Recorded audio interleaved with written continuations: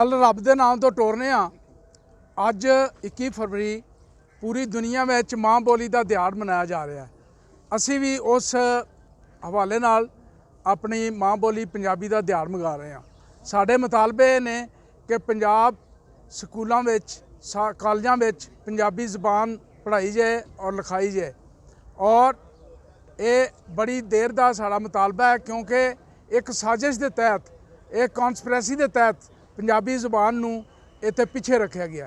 तो असी जेड़े भी मुक्तदरा हल्के ने उन्हां अगे असी अर्ज करने बेनती करने कि जनाब ये जिहड़ी बोली है ये स्कूलों कॉलेजों विच पंजाब विच और पंजाब असैम्बली जदों बनेगी उन्हां अगे भी पहलां भी साडा मुतालबा सी।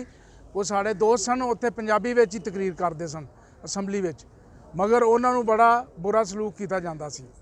तो साडा मुतालबा है कि माँ बोली बच्चों का हक है, बच्चों नूं माँ बोली विच पढ़ाया जाए और ये हक इंटरनेशनली यूनाइटेड नेशन के तौर पर सानू मिलिया।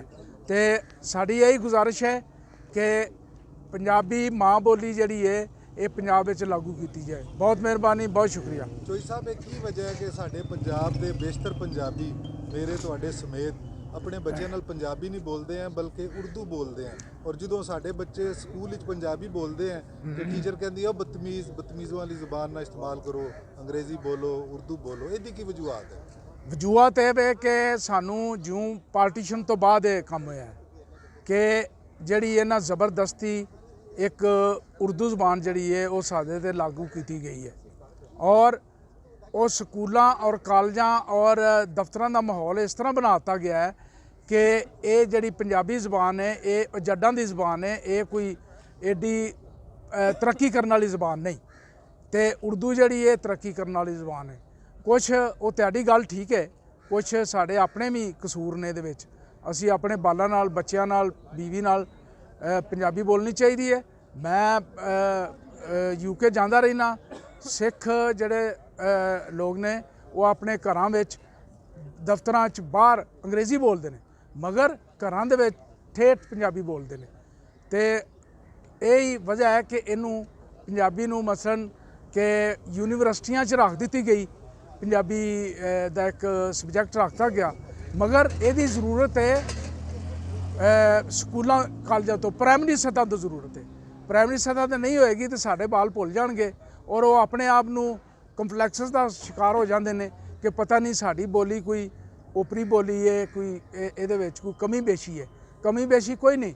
पार्टीशन तो पहला हर चीज़ पंजाबी ज़बान दे विच, दफ्तरी काम पंजाबी ज़बान और ये गोरे ने सिर्फ पंजाब जिहड़ा सी इन्हां ने रजिस्ट किया अंग्रेज़ों अगे और पूरे हिंदुस्तान तो बाद आखिर ते जिहड़ा ना पंजाब जिहड़ा उन्होंने कब्जा किया, मगर उदों उन्होंने जो कब्जा कर लिया उन्होंने पंजाबी दे कायदे एक एक आने दो आने दे लैके वो सारे साड़ छड्डे और ये बहुत सारे गजटर दे विच लिखिया है।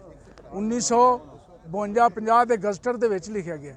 तो लिहाजा ये कोई हुण दी गल नहीं, ये गोरियां ने भी कोशिश की क्योंकि उन्होंने अगे खलोंदे ही पंजाबी सन। तो बस ये साजिश के तहत होया एक उर्दू ज़बान नूं जिहड़ा लागू करता गया। बच्चे साढ़े स्कूलों कॉलेजों इधर उधर पंजाबी नहीं बोलते सन, इस करके वो अपनी ज़बान नूं कोई हीना समझते सन।